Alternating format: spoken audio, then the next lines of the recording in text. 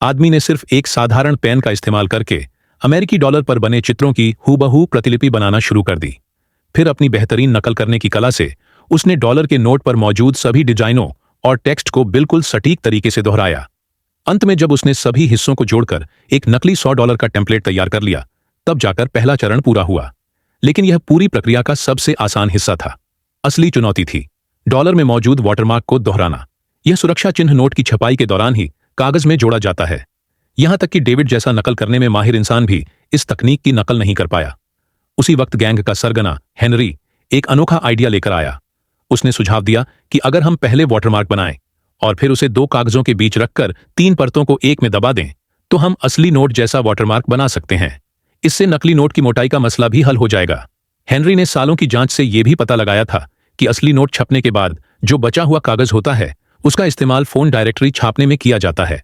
उस कागज की मोटाई डॉलर के 1/3 के बराबर होती है, जो इस प्रयोग के लिए एकदम परफेक्ट थी। फिर दोनों चुपचाप एक संचार कंपनी से संपर्क में आए। हेनरी, जो उस कंपनी का सीईओ था, उसने चैरिटी के नाम पर सैकड़ों टन कागज खरीद लिया।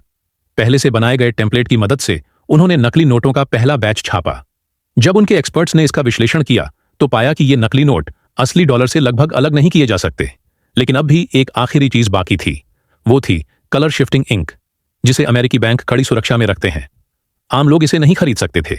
इसलिए हेनरी ने एक साहसिक योजना बनाई। पहले उसने एक ट्रैक्टर को सड़क के बीच में खड़ा किया, जिससे इंक ले जा रही गाड़ी को रोकना पड़ा। फिर हेनरी खुद सामने आया और गार्ड्स के साथ गोलीबारी करने लगा, ताकि उनका ध्यान भटका रहे।